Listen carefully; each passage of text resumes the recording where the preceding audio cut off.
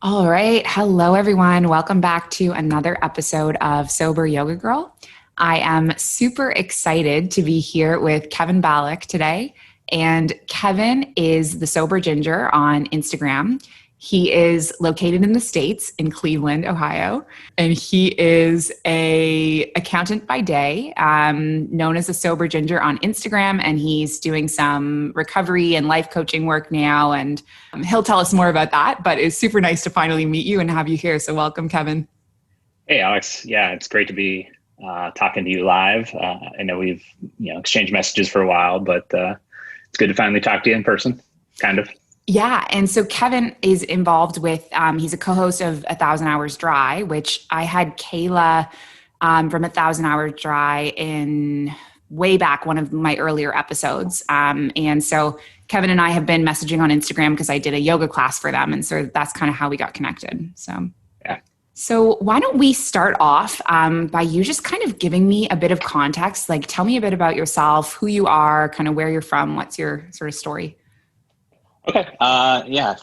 So I am 41-year-old accountant in Ohio.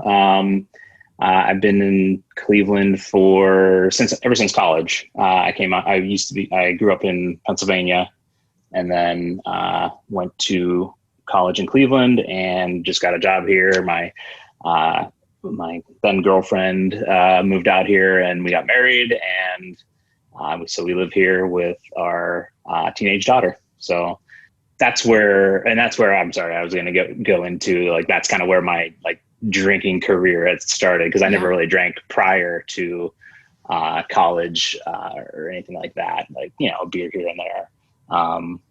But really, college is where that all started for me. I know, as a lot of people I think do. I don't know if you want me to get into how that kind of Yeah. I just wanted to say, first of all, I can't believe you're 41. You have the sober glow. You look like exactly. You're in your 20s. Yeah. So that's just somebody said you're aging in reverse. I'm like, not really, but it's just I aged myself really quickly towards the end of my 30s before I went sober. Yeah. It's amazing. Thanks for that. It's amazing to see how sober just makes people look more youthful, because it's you just kind of get back all those years. Yeah, it's in the eyes, right? It's just that you have that look where you're not just zoned out or dead tired or. Totally. Yeah, exactly. So yeah, why don't we jump into tell me about your drinking? How did you start drinking? Yeah, I mean, I played 2 years of sports in college, and then I was in a fraternity. So, that kind of always, I feel, lends to, the weekend binge drinking with everybody. And so that's really, how my entire college career went. Actually, my first real time getting drunk and sick and all that was on a recruiting visit for football for college. So I was still in high school, and I went to the school and stayed over and met, a bunch of players and just hung out, and we ended up going to a party. And so that was my introduction, I guess, to college life. And I made the most of it that night, I guess. And it just kind of set the bar for how I was going to act, I think, the rest of the way, unfortunately. But yeah, I mean, it was a lot of binge drinking, a lot of, not really too much in the week, but, whenever there was any kind of party or any kind of reason to drink, we were, drinking all night. And that kind of then I feel continued into my early career as an accountant, because, that has a lot of deadlines, a lot of stress, a lot of, a lot of young people, just doing a lot of work, all hours of the night and weekends. And so to blow off steam, after that, we would go out and do the same binge type drinking all the time. And, I got married fairly young, I guess, for today's standards at 24. And we had our daughter when I was 27. So, it kind of was, college was a lot of binge drinking, then early career. And then once, I hit 27, I kind of our daughter was born. I changed jobs. I was, a corporate job where it was a little bit less stress and a little less deadline driven. Well, actually the first year had a bunch of deadlines, but after that it was less deadline driven. So things kind of seemed to even out. I ran a marathon like 3 years later, and so I was doing stuff and I was staying active, and I was not drinking as much. I was still doing, like, when I drank, it was still, binge drinking on the weekends was my main kind of way I went about it. But then slowly as my 30s crept on, get more responsibilities at work and more stressors happen. Then I would come home and have a drink, to relax. And then, that would be 2 drinks. And then I would still, drink a bunch on the weekends. And there's a football game on tonight, I'll go, drink for that. And, it just slowly, my binge drinking on the weekends slowly kind of filtered into the week. Yeah. And then we had a big project at work in like 2015 timeframe. So I, was working basically all the time for that, all hours of the day and night. And that's how I a lot of stress, and my only real coping mechanism looking back on it was to drink. Like, I didn't, I tried to fit in exercise here and there, but that wasn't a priority for me. And when I didn't journal, I didn't meditate, I didn't do any of that stuff. Yeah. And so drinking became my coping mechanism. And then slowly, I was just doing it every day when I got home, and I'd have a drink, and then I'd keep working. And then after I stopped working, then I would just have a couple more at night. And then 2016, our project was done, but now we have to implement it. And it just it was just led from one thing to the next. And then 2018, we were targeted for acquisition, our company. And, so I was on that project, and, it was just one thing after the other, like, that just kind of snowballed, and my drinking snowballed along with it. And I don't blame, it's not like I blame work for doing that. It's just, I blame my own, lack of awareness or coping mechanisms for it.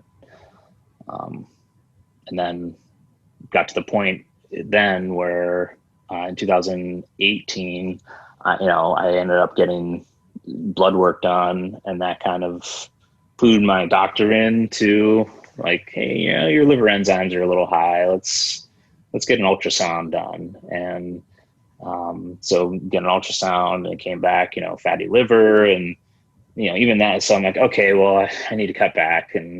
But then, all throughout 2018, just kind of my mental health kind of just started declining, because everything started, work just kept piling up, and all these, my weight was increasing. I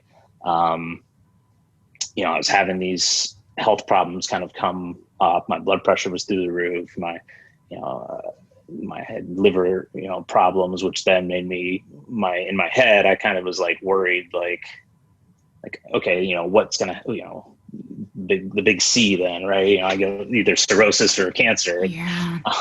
That's when I started like really thinking, like, how do I fix this, but not knowing how to fix it, not knowing what to do. And that's really where I got to. That was like kind of the end of my drinking. That's how that kind of shaped up, and kind of where I got to start asking questions of how I can handle these stressors, how I can change, how I can do that, and trying to figure it out. Coming up short for months, actually. I don't, in my personal life, I don't know anybody who went to AA. I don't know anybody who openly spoke about going to AA. Yeah. So that was really the only thing I thought about was as an option. And that's where I kind of, I'm like, well, I read about it, and I just didn't click with the whole higher power and powerless and all that. Even though I was powerless at the time, that's how I felt. But Right. like saying that and believing that for the rest of my life, I'm like, that doesn't make sense to me. But because of that, I just kind of said, no, I'm not going to do that, but I have no other options out there. So that's where I was at the end of 2018. Yeah. When did you finally, when did you quit, and how did you quit? How did that happen? 2020 2019 started, and we actually went on a Disney cruise. And it was just like, it was after New Year's, because it's cheaper after New Year's because it's super expensive that week before.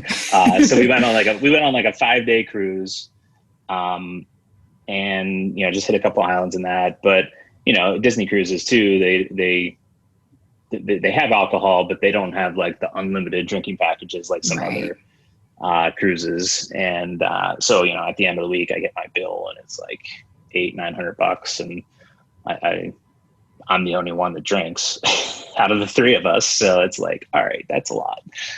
Granted, they're inflated prices, but so I felt it on that kind of vacation. And then I came home, and I was already thinking about it, towards the end of 2018, that I need to do something. I was reading Recovery by Russell Brand. I was reading The Heroin Diaries by Nikki Sixx. I was just finding books that, I didn't know Quit Lit existed. I didn't know Sober Instagram existed. I was just trying to figure out what to do. And I always credit Russell Brand's book for kind of giving me the thoughts that got me to where I am. Like, cause I can't remember what step it was, cause he just kind of, reframes the steps, the 12 steps into kind of his own modern day, spiritual kind of thing. And the one is, he said is, are you on your own going to unfuck yourself? Can I swear on here? Yes, yeah, it's explicit. It's too late now, but as soon as I said it, I was like, "Oh, I should have checked first." Have you listened to Kayla's episode? Oh no, but I can imagine. Yeah. There's a lot of F-bombs. I listened to part of it, and that was a while ago. But it's such a good episode. Oh my God, it's so inspiring. Anyway, permission to swear. Go for it. Are you on your own gonna unfuck yourself? And that's what kind of, I remember I always listen to my audiobooks when I'm driving, and I remember just sitting there. I paused it when I heard that, and I'm like, that's it. Like, I can't do this on my own. Yeah. Like, I've tried to do this on my own so many times, and I'm the one that always wants to, whether it's at work or my personal life, like, I'll take care of it. I'll do it, and I'll go and do it, or I won't. And if I don't, then I'm just like, well, I guess I can't do that. And that's how I've always been. And it's like, okay, well, I'm not going to drink this month. And 3 days later I drink, and it's like, all right, well, this month's, maybe I'll try again next month. Not tomorrow, not today, like next month. But ultimately I got to the end of that book, and I was like, this isn't jiving with me, the whole higher power and that kind of stuff. And it does for a lot of people, and it helps a ton of people. But it just wasn't something I was willing to commit to, because I didn't think it would help me. Looking back on it, would it have helped me? Yeah, I believe it would have. But, not even knowing where to go or what to do, I was just like, all right, what are my other options? So then I started looking at like therapy. Mm-hmm. Also didn't know anybody who was in therapy. Yeah. So it's like, what the hell do I do? And I'm fairly lazy. So if I have too many barriers to entry or to keep doing something, I won't. I'll do it for a little bit, but then I won't do it. If I have to drive 10 miles to the gym, it's not going to happen. But if I have, if I have to drive 1 mile, okay, maybe it'll happen a little bit more frequently. But so I went online and I found therapy through BetterHelp.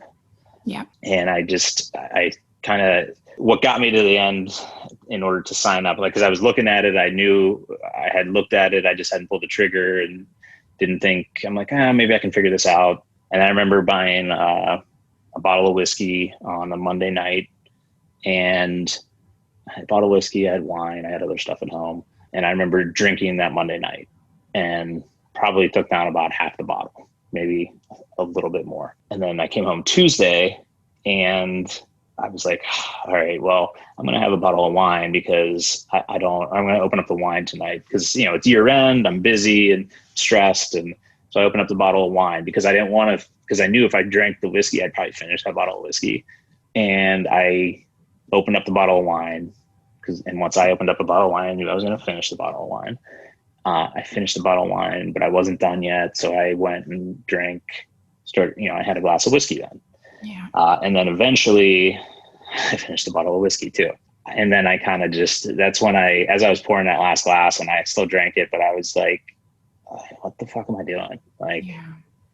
and I kind of was just sitting on the couch by myself, and everybody's asleep. And once again, I'm out here just drinking, and I don't know why anymore. And I kind of just broke down and started crying. I was like, I got to change this. And this has to, I can't go on like this. I already knew I had a fatty liver. I already know my blood pressure is 150 over 95, and my cholesterol's through the roof, and I'm overweight, and I'm stressed out, and all this stuff. I'm like, I can't, like, this is like, we're getting to the point here where there's going to be a heart attack or something that's going to happen, that a real wake up call. I mean, not that all these other things aren't wake up calls, but so then I kind of just, I knew I already looked at BetterHelp, and I can't remember what other ones are out there, but so I just went online that night and signed up, and I just felt like kind of a weight lift off of me. Until I woke up the next day, then I was like, oh, I better tell my wife about this, which obviously she was supportive, but that was stressful for me as well. Because then that's admitting, right? That's admitting before that, even though everybody can see what's going on, or maybe not totally understand what's going on. But yeah, that was Tuesday night. It took till Friday night to tell my wife. Wow. And actually she was sitting right here, and I was sitting in a chair there with a glass of bourbon, and we were talking for 20 minutes. I didn't hear a thing she said, because I was just sitting there thinking in my head, how am I going to say this? How am I going to say this? And I told her, I'm like, what would you think if I went and saw a therapist, and then like, it's like the cat was out of the bag, and she's obviously like, I think anybody who, wants to work on or improve their mental health, that's great. Like, I'm all for it. And so then again, it was like a weight lifted. And that's kind of how I got to at least the start of this path. Wow. And so when in 2019, was it still the early? Yeah, January 2019. January. So you're just a few months before me in terms of sobriety. I quit drinking in April 2019. That's not that. My last drink was April 29th. April 28th was my last drink. Yeah. Okay. So we're in the same range then. Mine is April 13th. Okay. Yeah. Cool. Yeah, because I think that Friday night I drank that night, but then after that I went like 60 days without drinking. So that was my first like real stint into, with the help of a therapist and other things I've done. That was my first like real stint into it. But then it was like figuring out, okay, well, where the hell is this going now? Right. And still not knowing what I'm doing. Yeah. And not everyone's path always has little detours. I don't think I've ever met anyone who's just like, okay, I'm going to quit. All right, I'm sober. Like there's always kind of loops and ins and outs, and Yeah, definitely. So tell me about, what was it like quitting? What was the hardest part? What were the challenges? So like I said, I went like 60 days there, but the whole time, so I had to help, I had my therapist, and we met once a week. And then the big thing for me that helped was being able to message her.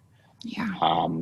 Being able to pick up my phone and go into the app and just like, it's 11 o'clock at night. I know she's not going to read this until tomorrow, but just typing out like what I'm feeling or the urge I just got, or being able to just process it, because once I hit send, then I could go in and delete it, but there's always that chance she saw it already. And it's just that it was that accountability factor for me. Yeah. And biggest challenges, I think, were just my emotions, really, right? Because what I realized really quick was I drank for every emotion. And if I got angry, my daughter was pissing me off because she was, being a brat or whatever. Yeah. I felt like my hand like shake, like going for the glass. Like I felt that urge. Or, if I was stressed from work, like I remember messaging my therapist being like, yeah, think I just said to myself, it was a Friday, and I just said to myself, like, oh, I need to drink tonight.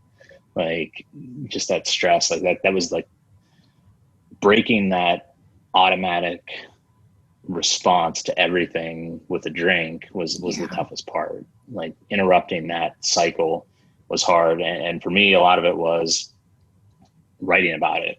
And that's kind of where like my whole love of journaling started, was with that app, because I could just pour out my thoughts. Yeah. And I know a journal, I think, is supposed to be more for yourself and all that, and you can share it with people if you want. But that was, for me, I needed that accountability. I needed to put what was going on in my head out there to someone for the first time ever. Cause like, that's what I always say, like, I was fine. I was good. I was okay. Like, that's my response for everything.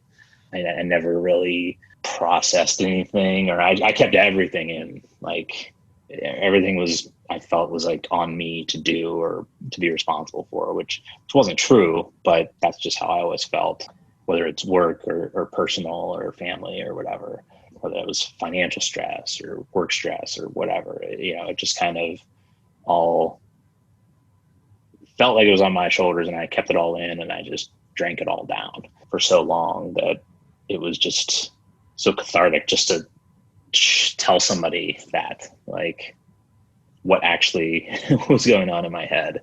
Yeah. I mean, that was huge for me. But also another challenge I had, which I think was part of your question, right? Was I was never like, I'm never drinking again. I was always, okay, when am I going to be able to drink again? Mm-hmm. That was always my like thought in the back of my head, until, I kind of, it was hard, because the forever, that was a lot of my thoughts back and forth, was like, how am I going to do this forever? Like, every vacation, I'm going to turn 40 this year. Like, it's, I'm going on vacation in April. Am I going to be able to, I'm not going to drink there. Am I not going to drink on vacation ever again? I'm not going to drink when I'm 40. Am I not going to drink at this and that, and the other thing? And, you just start that downward spiral that hung me up a lot. Yeah. My brother was the first one who said, like, he was very supportive of all this. And, I'm very thankful for that, because, him and I were drinking buddies for so long, but he was the first one to actually say, like, well, maybe you just shouldn't drink ever again. And I was kind of like, whoa, like, what? Like, really? You're saying that? Like, it was just unexpected. But it was almost like giving me permission to think about it. Yeah. Which was helpful. Which, if everybody listening, everybody has permission to think about never drinking again. If you're like, it's an option. Yeah. It was still scary, but it was definitely the start of, I guess, going down that road, and maybe thinking like, okay, well, maybe I can. But ultimately, I still kind of, after 60 days, I tried moderation at like a work function. We were in San Antonio, and that didn't work. And then came home, and we had a family weekend at like Amish country, where there's like the wine tastings and all that we did. And, I didn't, at that point, I got home from San Antonio, and I went basically right to that. And I was just like, at that point, I was just like, oh, I'm just going to drink whatever this weekend and get back to it on Monday. And I got back to it, and I was good for a week. And that weekend I might've had a drink, trying to moderate. And eventually, at the end of April of 2019, I went on vacation, and that was when I tried again to, I'm going to moderate this vacation. I'm going to do it, and I'm going to see how it works. And it worked for all except 2 days, I say. Yeah. I think the Monday we were there, I think we just had one too many at happy hour. Like, we were going to go to happy hour and then dinner, but happy hour went from getting one drink to being there for 3 hours, I think. And then going to dinner. Yeah. And then coming home and grabbing something else. And then, so that kind of went out the window, but then I was good for a couple of days. And then the Friday, the last day we were there, we were down at the beach, and I just said, screw it. I'm just going to do whatever today. but every day it was always in the forefront of my brain. Like, okay, what can I drink today? When can I drink? Like, okay, well, I'm not going to drink yet because I'm going to save it for later.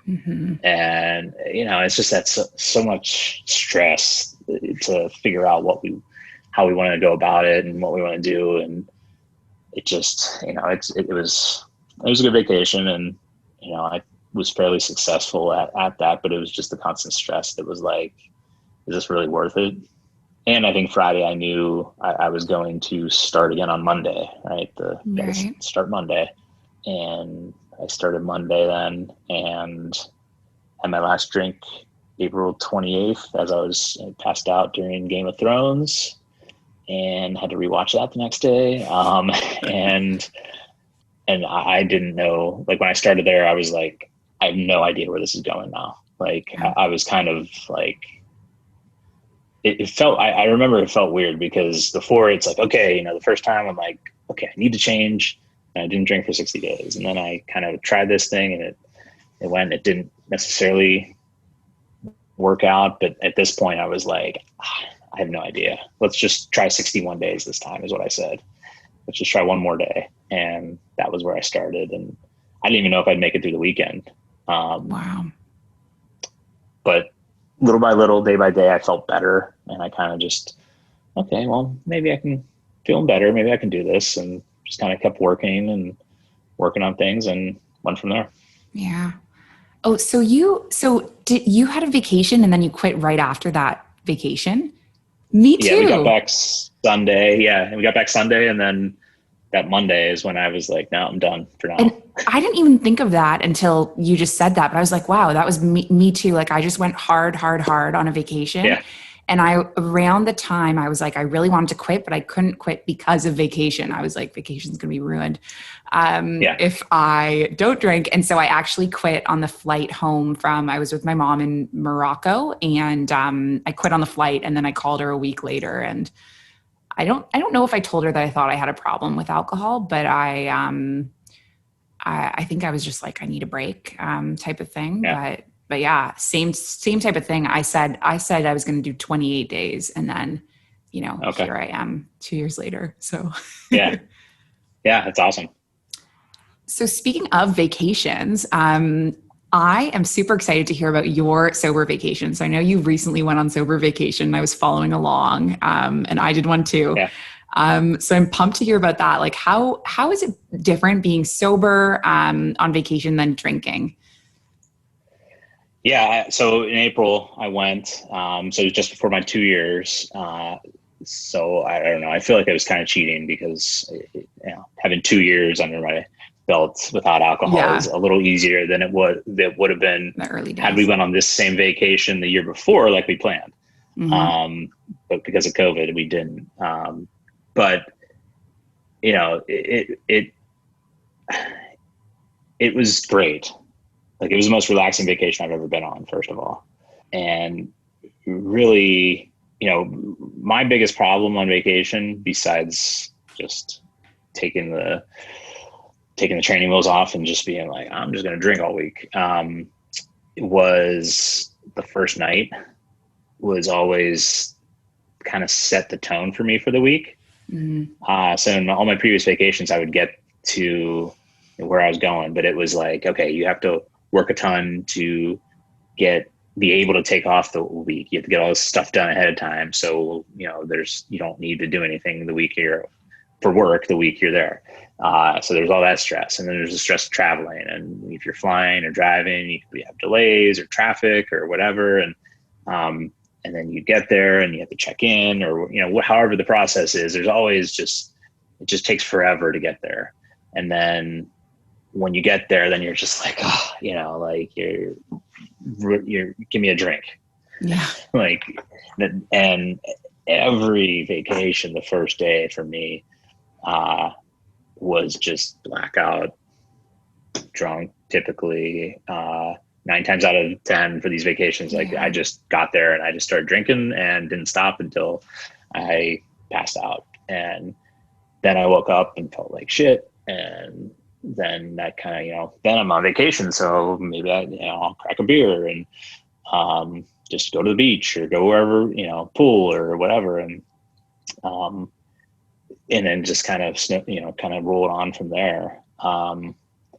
So this vacation, I felt like I cheated a little bit because I scheduled a live with Piola for like 6 or 7 p.m. when we got there.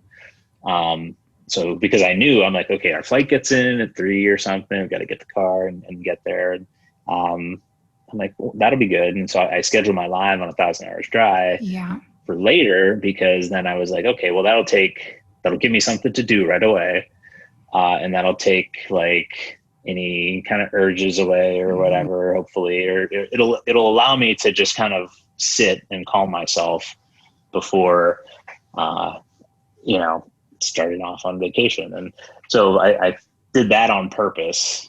Again, not that I was like, as I was 2 years in, I wasn't really worried about that, but I wanted to set myself up for the first day to kind of feel good. So doing something like that helped me a lot to kind of break up. Okay, when I get there, I talked to her right away. Like I had 15 minutes from the time I went in the door to when I went live with her. So there's a little stress there getting there, making sure we got there on time, but and not having to do it from the car.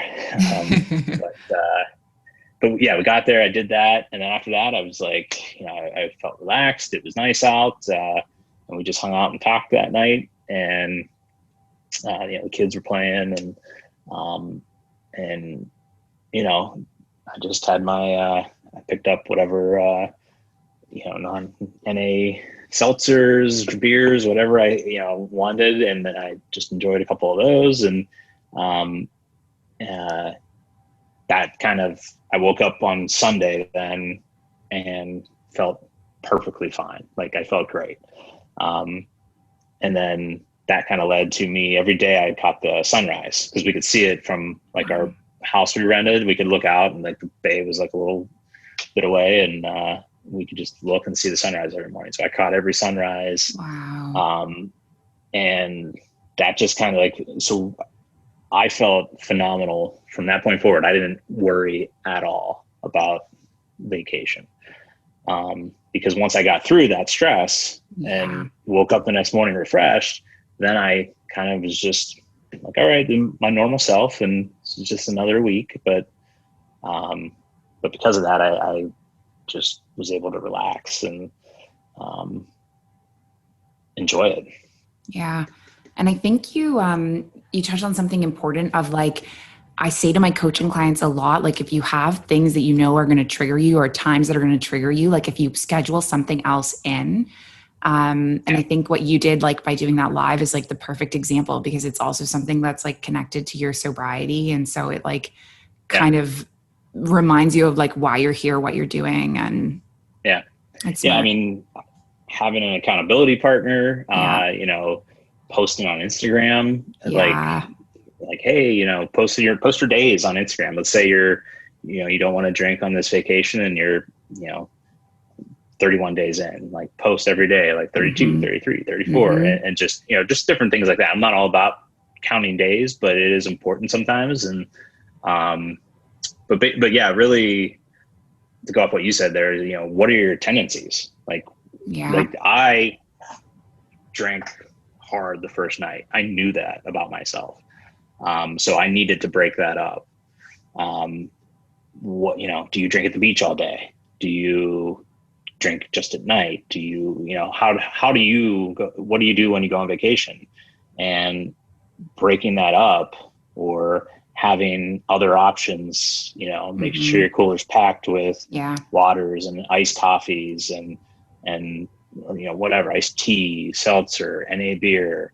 I don't drink a lot of NA beer, but I had Heineken Zero on the beach, and just to, have one of those, again, that's triggering for some people. So you have to take that into consideration.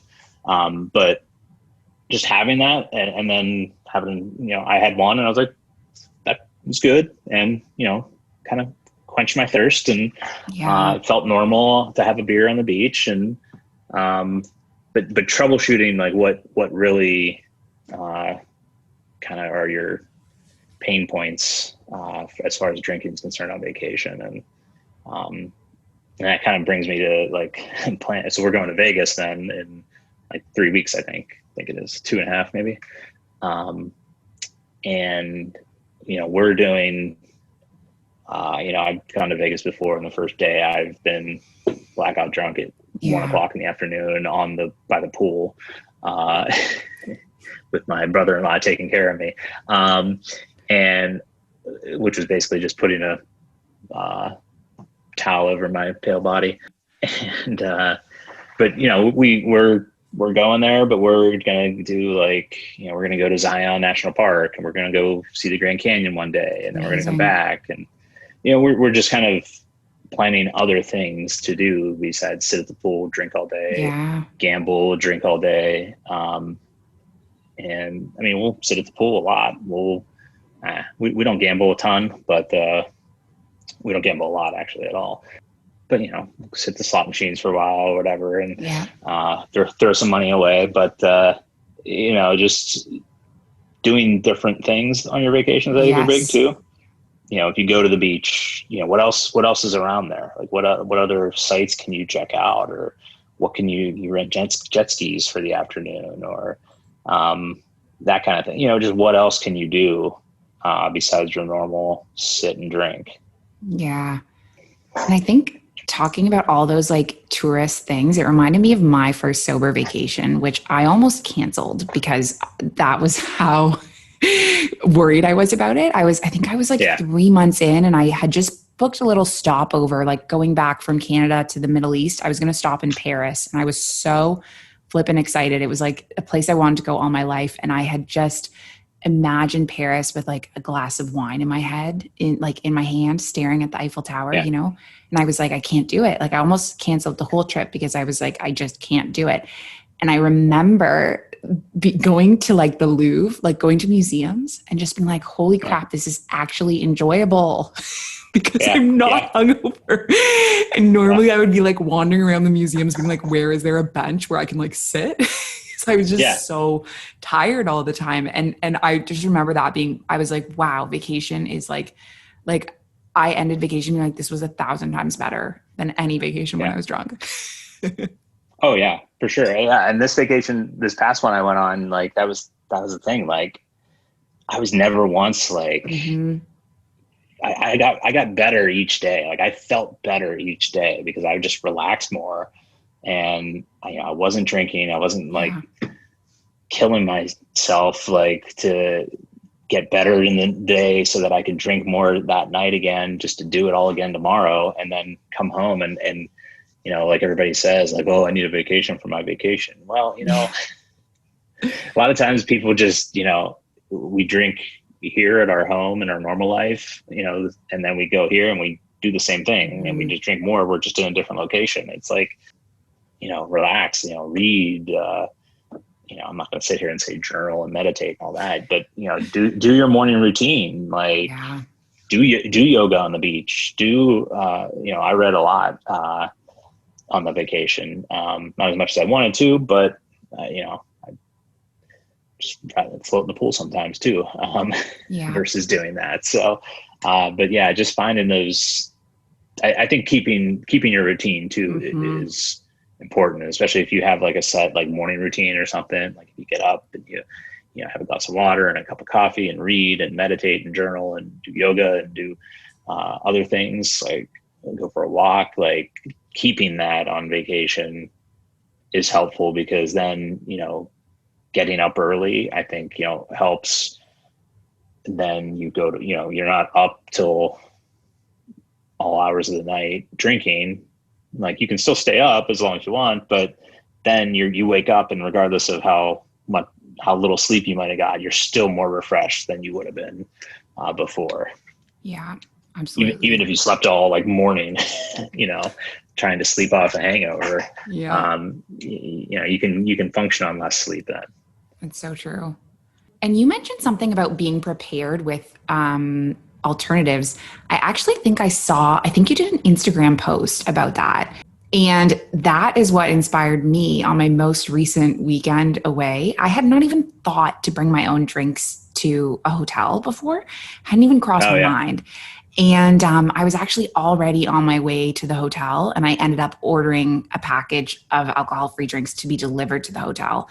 Nice. Yeah, because the two times where I have had a drink in my sobriety have been on a staycation at a hotel in Yeah. Abu Dhabi, because I'm just like, this Okay. is what I want to do.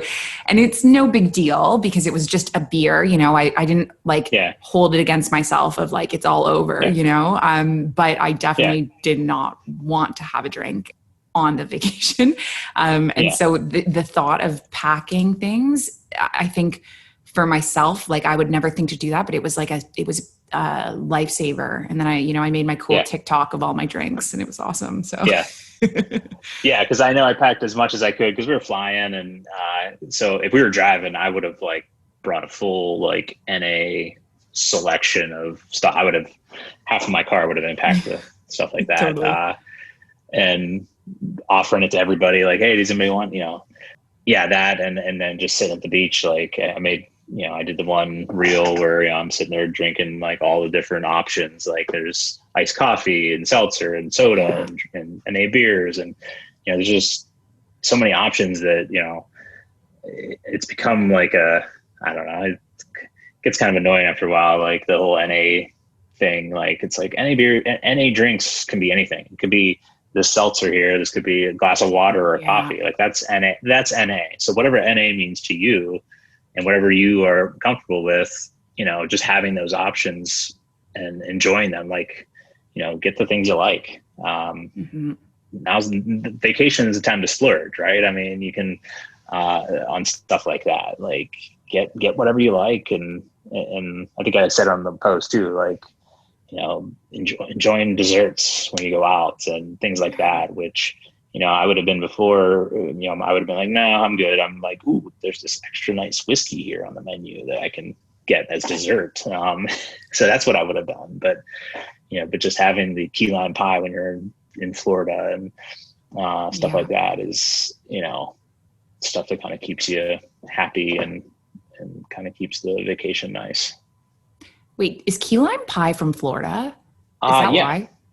I think, like Key West and right. Keys. That's what I was thinking. Yeah. Huh. There you go. Cool. Didn't know that. We weren't down that far, but yeah, we were on the Gulf side, but I think it's just a Florida thing. But cool. I had no idea. I've had the pie and I've been to Florida. But yeah.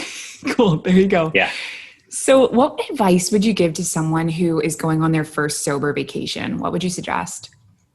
Like what we talked about, I would kind of think through like what your normal, vacations look like, and where you definitely think ahead and just be like, okay, what are we doing? Where are we going? Like plan ahead. Like you don't have to totally plan every single second of your day, but like, okay, we're going here, we're going to a beach, we're going to Vegas, we're going to wherever. Are you going to be at the beach all day, or are you going to do touristy like hiking and different sightseeing stuff? Or, what are you going to do? Plan that out and then figure out like where you think in the past you would have like drank, and just plan what else can you do? Like now, if you do things now while you're at home, how can you take those and implement it on your vacation? So I think that's big, is just to plan ahead and just kind of think through the different scenarios. Definitely focus on the positives while you're there. Focus on the fact that you feel great, that you feel all the money you're saving, the fact that you're actually resting, and you can still do everything. You can still be at the beach with everybody. You can still be, you can still do all the things. You just don't need to have alcohol to enjoy it. Which also brings me to another thing, is I would recommend, making sure at least some people, that if you're going with other people, like make sure at least some people know that you're not drinking ahead of time. just in case that's, some people always feel like that's going to be an issue with friends. If you're going with a couple families, or if you're going with, however you do it, if you're going with, friends, and if you all drank before and you're not drinking now, but they don't know you're not drinking now, and then you just show up, and you're like, no, I'm good, I'm not drinking. Like, you're going to get questions, right? So I think, I think talking about that ahead of time, and letting people know that, what you're doing, and getting support from people, and the people who support you. And I mean, most people will support you, and then some of the friends that'll be idiots about it or whatever. But yeah, definitely having like somebody who has your back is always a good thing to have. Yeah, absolutely. Yeah, it's a really good point. I remember on my first sober vacation, I showed up and the person, I think I might have told him ahead of time. I had met him on vacation, and I had met him on that Morocco vacation where I was drinking all the time. I do think I told him I was sober, but what I didn't tell him was that I was now a vegetarian. I think it was maybe I guess I was less worried about being pressured around meat. Yeah. Than alcohol per se, but I do remember showing up I was staying at his mom's house with him, and she had prepared me like a French array of like meats. Yeah. And it's so funny because now actually I've actually gone back to kind of dabbling in meat, because it was almost like this momentum I had around my sobriety of like, I'm going to quit coffee, I'm going to stop eating meat, and now I've hit the point where I'm like, okay, what's important is that I'm sober. Definitely. But anyway, I think you're totally right. It was a total tangent about telling people ahead of time. If you're sober, definitely tell them if you're a vegetarian. So don't make you meat. Because I could imagine the disappointment on his mom's face. That I felt so bad. But they were just like, well, maybe I'll eat some just to make you happy. But they were so good about, like they're Parisians, and like wine is part of their culture, and they just like didn't even have it in the house after I said, I think I was like 90 days sober, and they were amazing hosts. So that's awesome. Yeah. But at the very least, having options, go grocery shopping. If you're at a hotel, you can always find some store or whatever to go to and get some different options, or ask the hotel what they can get, like you did, or have stuff delivered ahead of time. Just helps get what you like, and what you're comfortable with. Yeah. So let's talk about, you mentioned a bit at the beginning when we were just chatting about the kind of work you're doing now with Reframe and kind of recovery coach training. So tell me about that. So over this past, at this point, I don't know, 9 months or whatever, I've been doing, getting certified for life and recovery coach training. I'm wrapping that up now, and have my practice clients, and as well as to wrap up my certifications, as well as doing some group meetings on the Reframe app, which is a great tool. I feel I wish I had this whenever I first started, because there's just so much in there that I didn't know at the time. Because it kind of gives you a toolbox right away. Like that's part of the thing. There's a button for a toolkit, and I had to figure that out over time. Like, again, I didn't have the sober Instagram community right away, and I had my therapist who helped me build that out and gave me different things without calling it that. But now you go on Instagram, it's like, oh, what's in your toolbox, and it's the buzzword and all that. So it's easier to see now and find. But it all kind of has everything all in one spot for you. But then they just launched this new coaching feature where you can, I love it because it's like how I started, like on BetterHelp, where you can have, you have all these group meetings, but you can also send video messages or text messages to your coach and get responses, possibly in real time. It just depends, obviously there's, everybody's in different time zones and different windows that people are working and checking, but within a 24-hour period, you get a response on. And for me, like that extra level of accountability is key for a lot of people. I know it was for me. I know some people can just do things on their own, and when they set their mind to something, they just do it. That wasn't me. I need accountability a lot, whether it's doing some kind of challenge, like 75 hard challenge where you work out 75 days and all that. Like, I needed to post that last year. I didn't finish it, but I needed to post that about that every day, just so, it wasn't like I was bragging like, hey, look at me, I'm doing this. I'm like, no, I'm posting this so that I know other people see that I'm posting this, and I keep going, which is the same reason why, I would share milestones or my day count early on whenever I was sharing that every day, even though I didn't really share that when people were following me back when I started my account. But that that toolkit, that accountability layer, is just so helpful, I think, early on for sure. But I think it's good to always refresh ourselves too. Like, I'm still with my same therapist now, that I started with back in January of 2019. Wow. We have a call tonight, actually. So yeah, I mean, so, that's a great tool. I think people, will get a ton of benefit from. Yeah, that's amazing. And it's really awesome to have, like, I think it's especially challenging for men to speak about mental health and speak about therapy. And so it's really important, the work you're doing, like speaking out about alcohol, speaking about mental health, speaking openly about going to therapy, because I think it's only going to like empower more people to access these tools too. Yeah. And I often wonder too, because, I share about that stuff and share about going to therapy, but, I don't feel a stigma around it. But I guess looking back on it, there was a reason why I didn't do it ever.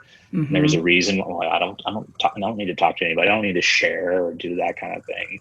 But it literally, changed my life, just by submitting that one thing that Tuesday night, online, and just getting my foot in the door there, just showing up for myself. That was a huge deal. The rest is it's not history, but it's ongoing. So as we finish up, like, is there any advice you would give in general to someone who wants to quit drinking? What would you suggest? I would reach out to somebody and ask questions. Just, you don't have to do it alone. Definitely, I think community is the key, whether that's just with one person, whether that's just with, a therapist, whether that's just with a coach, whether that's in the Reframe app, they have a forum. So all the users can go in and share, ask questions and share thoughts and ideas and stuff like that. Or Instagram, just reaching out to people on Instagram and asking questions. Don't be afraid. I always recommend people like, oh, well, my personal account, people aren't going to understand if I share stuff about that. I'm like, well, set up an anonymous account. That's how mine started. Set up an anonymous account and then share away. You don't have to show your face. You don't have to put your name. And, just having a connection, I think is huge. And just keep learning as much as you can. You can read all I in addition to the therapy and the journaling and all that, I read every book I could get my hands on, or I listened to every book, actually, audiobooks, but audiobooks and podcasts like this, I just kind of devoured all the information, and it kind of kept me going. It kind of kept me it gave me information, it gave me things to do, but it also just, allowed me to just hear other people talking about this, which I never heard before. Right. Because we're not supposed to talk about this stuff. But doing that, made me feel less alone, or less like the odd one out. Why am I the only one that can't control this? Well, you're not. Even when people look like they can control this stuff, it can all be a facade. I just shared a reel the other day, I think it was show me a time whenever you were at your lowest, but nobody knew around you. And it's all these pictures of me smiling. It's always pictures of me smiling on vacation and all this stuff, but I can look at each one of those pictures and just remember like at that time, like how I was feeling and how low I really was, even though nobody around me knew. And the quicker, I guess, people realize that we're all just human and we need support, it'll be easier to get support, get help, and reach out for help and accept it, really. That's so true. Yeah. But, and the more you talk about it, the lighter the load becomes. Yeah, for sure. And the easier it gets to talk about it. Yeah. Like this is like a year. I started hosting on 1,000 Hours Dry April of 2020 last year. Wow. So since then, it's been an interesting like year and a month of just continuing to, because even before that, I was opening up a little bit, and each step along the way, each time I opened up more and more, it got easier to share, and it got easier to help others, and just getting your comfort level goes up with it. Yeah. Over time. Well, Kevin, this was such an awesome episode. It was so cool to finally meet you and to connect and likewise. To chat sober vacations. And I will be seeing you on Instagram. I'll give your Instagram handle in the episode link if anyone wants to give Kevin a follow. I recommend it. He has amazing sober content. And thank you, Alex. Appreciate it. Yeah, and I'm sure I'll see you soon again. Yes, likewise. I'll share my now my plan with Vegas is to do some kind of video or reel or IGTV about like getting the different bartenders to make mocktails and how the best way to go about that is. So we'll see if I can pull that off. Love it. Amazing. Love it. So. All right. Have a great day, and we'll talk soon. Yeah, have a good night. Bye.